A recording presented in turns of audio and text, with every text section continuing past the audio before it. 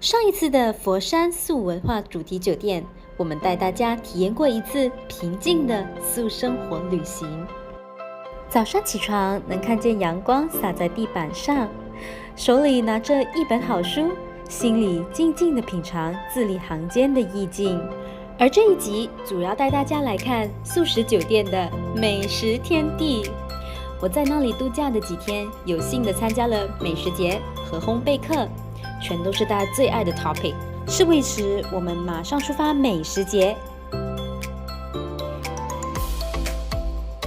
首先，我们赶紧来看甜品区。这里的甜品师傅手工艺绝，品种精良，像糯米和各种水果配料都能做出形象不同、各种各样的甜点。你最喜欢的是哪种水果呢？看到这些草莓，连这里的甜点看起来都很呆萌耶。看，还有像煎饼、手抓饼的甜点耶。接下来我们来看精品美食区。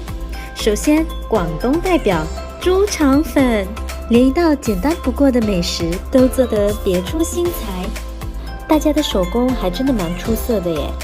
包子、寿司和薄饼的卖相都做得很好。来到麻辣烫区，真的太幸福了吧！看选材一字排开，营养丰富，满足我们一天所需。配料可清淡可酸辣，一个字赞。这个时候就已经有3分饱了，但还是少不了广式的牙煲粥，味道咸淡适宜，吃了之后肠胃都觉得很舒服。当我们愿意踏出第一步去寻找，这个世界它有问必答。只要我们发挥想象力，所有的素食都能变成美食。好了，接下来我们进入烘焙课堂吧。Tiramisu， 请带走我的爱。这款 Tiramisu 分成3层，我们先来做第一层饼底。所需材料有4种。首先把大杏仁、almond、麦片和椰枣依次放到搅拌机当中进行搅拌。搅拌的过程中仔细观察，将所有的配料搅拌均匀就好啦。如果期间有发现不均匀的现象，也可以拿个勺子来协助搅拌。哒哒 ，Tiramisu 的饼底就已经完成啦，把它全部扫到一个大碗中，准备加入意式咖啡液。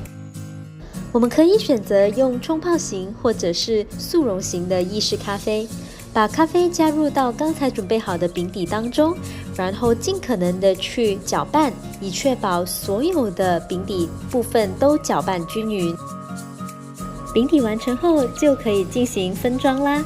要铺好饼底部分，我们可以使用面粉杆或者是汤匙，把所有的饼底材料分装好，我们的第一个步骤就完成了。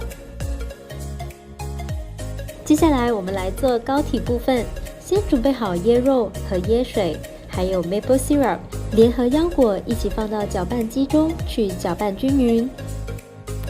太好了，香喷喷的糕体部分已经完成咯。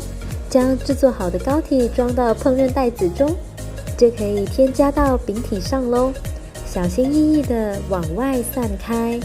就这样 Tiramisu 的首2层饼底和糕体都已经做好咯。如果想要弄得更均匀，也可以用汤匙轻轻地将它抚平。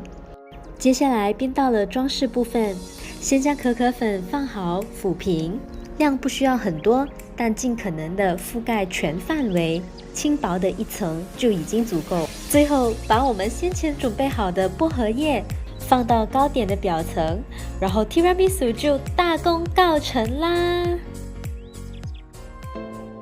像我前面所说的 Tiramisu 它有把我的爱一并带走的意思，这也是我喜欢素食还有素生活的原因。足下的土地滋养的全是爱的种子，每时每刻都带走一份爱和思念。